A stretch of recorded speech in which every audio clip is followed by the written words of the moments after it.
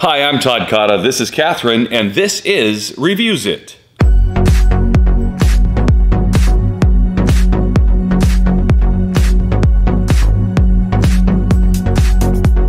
Well, here we are back with our second video in a very long time, but there's some really great news out there in the industry, and that is this little guy right here. It's called the Smith & Wesson Shield EZ. They came out last year with the 380 EZ, and Brad and I did that video. This time, they've upgraded it to the 9. A little bit confused, and I'll tell you why. The Smith & Wesson Shield is a smaller gun made for pocket carry, and it was made specifically for concealed carry. But they tagged this one as a shield also. They're trying to bring the name across to sell more of these things when it's not a shield at all. It is this is called the EZ because a shield is much smaller and thinner than this gun is right here. Well, I think that also could be to make it easier to handle. Because I know, because of how slim and small the shield can be, this might be an easier option for handling and racking. Well, if you look at the marketing for this gun, they're marketing to you. Every shot I've seen with this gun has a woman holding it and shooting it, because that's the largest complaint, the biggest complaint we get here at the store, especially from our ladies, is it's just too hard to rack. It's just too hard to rack, and I get that. I do. There are proper ways to rack a firearm, and there's not proper ways to rack a firearm. Most women can do it unless they have some medical problem like bad arthritis and those kinds of things, if they do it correctly. With this gun, we're going to talk about that in just a second. It's not like that at all. At all. First of all, let's talk about the packaging. Typical Smith & Wesson Shield box right here. The same box is used for the Shield, it's used for the SDVE. It is their box. They must have a billion of these things out there. All they got to do is put a new label on it and they can remarket it any way they want. Inside the box you get the gun. Comes in a plastic, I don't know, waterproof thing. You get 2 magazines with it. Oh, 8 round, yes. Yeah, 8+1. 8+1. And is this one 8 also? Yes. Both 8+1. There we go. And that is the gist of it. And yesterday we just did the review on some other guns that had really nice cases. But when you're in that $479 range, don't expect a whole lot when it comes to packaging with the guns, I guess. Don't know. So when we got our packaging here, when we got our little promo stuff, we got this card right here. And we're going to go over this card right here. This is about the same size, I would say, as a Glock 19.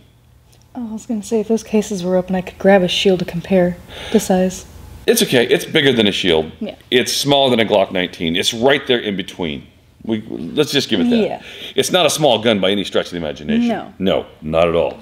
Pretty Here it moderately says. sized. Yeah. Easy to rack, easy to pack. See, they got to rhyme when they're doing these things. It's cute.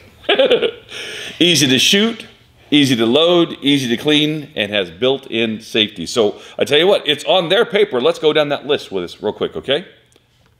First of all, let's check it, make sure it's safe. Clear. Good. All right, so easy to rack. So, as you could see, it was really easy for me to rack and back. But like with the M&P shields, the slide release isn't made to be pushed down. It's a slide stop, not a release. They don't really market that as a slide release. That's just one thing that I think is odd because I'm so used to the Glocks. So pull it back and let it go.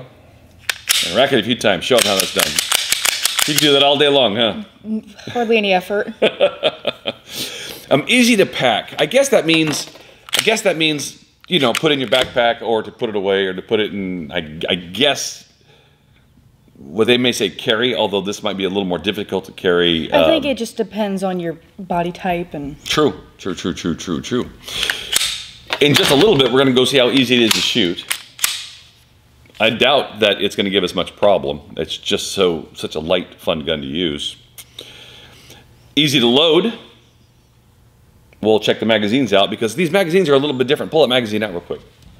I'll show you why they say easy to load, because they've done the .22 caliber thing. They have the open-sided magazines here where you can pull down the follower as you're loading it. Little cheater. Little cheater right here, little cheater. So that's what they mean by easy to load is you got these little tabs on the side you can use to load this gun up. A lot easier than trying to just shove it down the top. But any practice at all makes you pretty good at loading from the top. But now they have another... When we did the last review, we talked about listening to the consumer. Yeah. They listened. They wanted something easier. They got something much easier. All right? All right. Let me see that thing real quick. Next one is easy to clean. So it says this thing is easy to rack. So we got that. But what about easy to clean? That's what it says here on the little list, easy to clean. So let's show you how to field strip this gun. Right here. This switch and this switch is what you need to worry about. The first thing you're going to do is you're going to rack it to the rear and lock this up. Second, you're going to pull this down. That's on the side of the frame, and then you're going to release it, and it comes right apart. Don't have a mag in here. Okay? Then you pop out the spring and pop out the barrel. To go back in, it's just the opposite. You need to put the barrel back in. Now, if you look right here, I don't know if you can see that, but it's flat on the sides right here. Those things have to be horizontal when you put it back in the gun. If they're turned sideways, the gun won't go back together. So just make sure that these two tabs are flat with this when you're doing it, okay? To put it back together, you got to match the rails with the slide right here. Be careful not to push down the safety right here, and then go back and then lock it to the rear again. Right there. And you're done. Last thing is easy to clean, and then built-in safeties. We're there now on built-in safeties. Okay, so this one here, built-in safety, is the grip safety, and there's some internal safeties inside here too. Plus, you have your thumb safety like on a 1911 right here. Very similar to the safeties on the M&P series guns with safeties. So this one here comes with the thumb safety here. Next is, go ahead and I'd like you to do the trigger reset drill and see what you think about the trigger reset on this thing.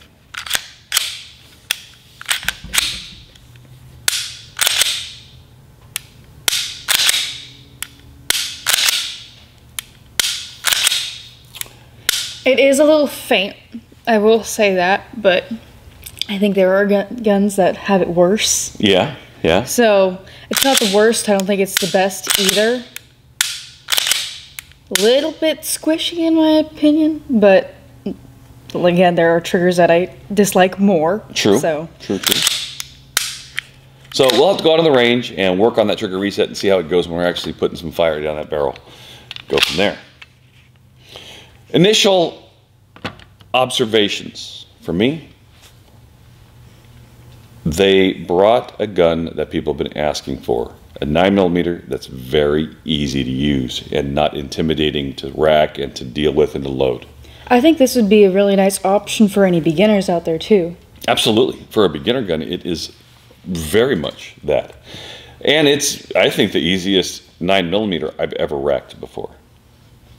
I think, I don't know straight out the box, but the Glock 19 also is very easy, in my opinion, to handle and to rack and all that stuff. But the larger the gun, the easier it's going to be to rack. Well, yeah. But for this size, I just think they have really got something here that's very good. Now, the only thing that's going to be the telltale on this thing is reliability and accuracy. And it is a good-looking little gun. Right? Yeah. Ready to go shoot this thing?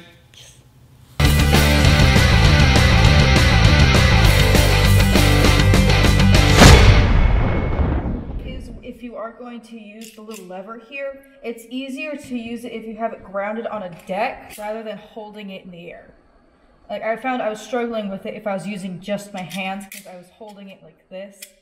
But it's easier when you have a deck, so then you can just lower it. This is the Smith & Wesson Shield MPEZ. I'm going to shoot 8 rounds through it from at the number 3.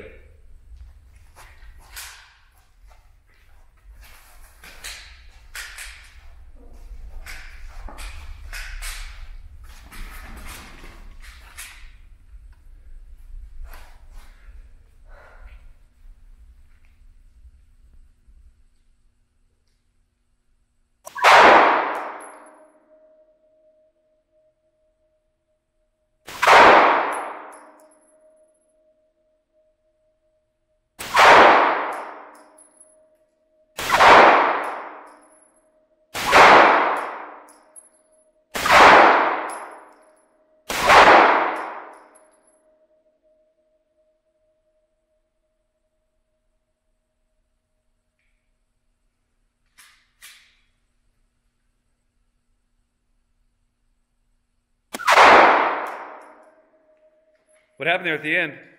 I thought I pulled the trigger all the way, but I didn't. Oh, okay. It took me a couple rounds to get used to the trigger reset and find it. Okay. So after I got over the initial recoil of it, then I got used to, okay, focusing on the trigger reset. I found it, and then I got the hang of it, and then I thought I didn't pull the trigger all the way, so I checked it to make sure that there was still a round in there, and then, yeah. Okay, good, good. How'd it feel to shoot? Good. So my first time shooting the Smith & Wesson M&P Shield EZ 9mm 8-round mag. I'll be going at the number 1 target right here. Here we go.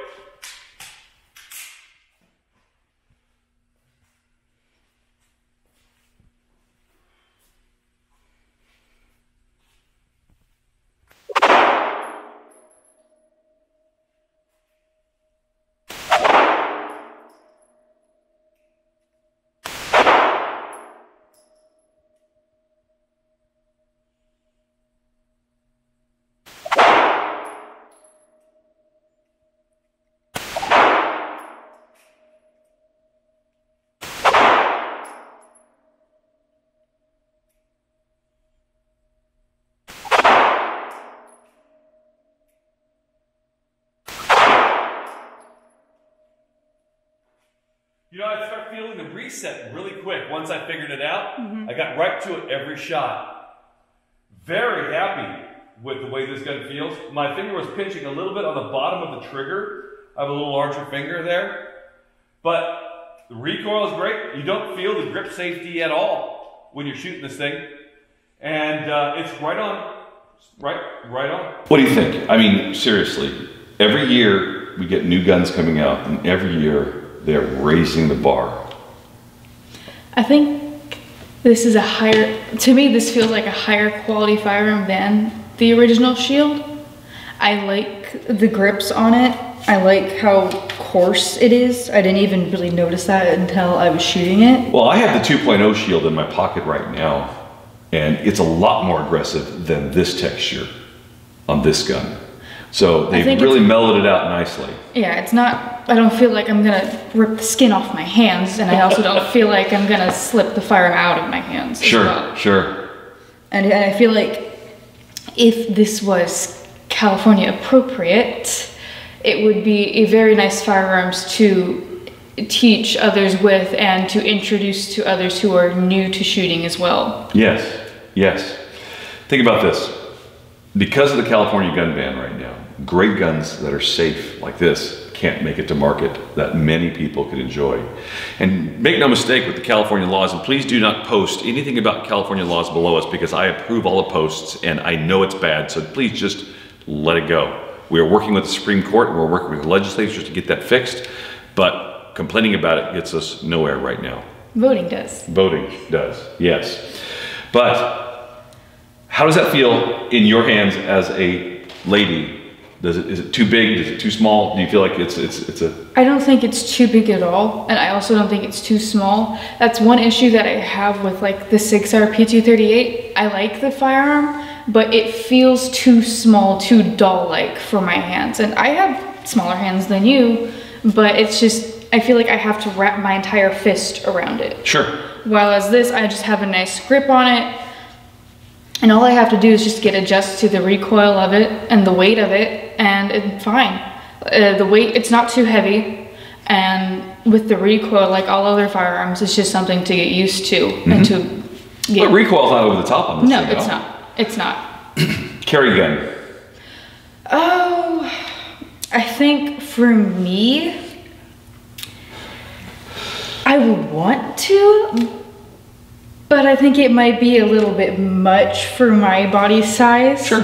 Like that's another reason why I like the 6R P238. Understand this, if you're carrying a Glock 19 or an M&P full size, compact, you have no problem carrying this gun. Yeah. But if you've been carrying smaller guns like little revolvers, little P238s or Mustangs or micros, or this will not be comfortable for you if you're used to smaller guns, and it will not fit in your pocket. No, it won't. And no. it won't. And that's just because of what I am. Yeah, but it wouldn't even fit in my pocket. And the big pocket that we get is still too big for No, that. but like even just like this on my hip, I feel like it bulges too much for me. Uh-huh. And that's just, it's different for everybody. You're gonna find some guns that work for you, and you're gonna find some that are just a little too big or too heavy or too whatever. Sure. And that's fine.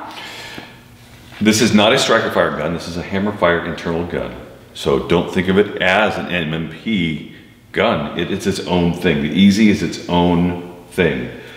But once again, Smith & Wesson has come out with an excellent product, and we just hope that someday we can get our rights back here so we can keep these guns in good people's hands right here in California. Thank you for watching Reviews It in King's Gun Center TV. We do appreciate all you do. Make sure you subscribe to our channel here. We try our very best to make it objective and show you the pluses and minuses of all the guns that we show you. I'd like to thank you, Catherine, for once again, boy, it's been a long time since we've done this, and I'm glad that we got a chance to do this again. And thank you guys for watching.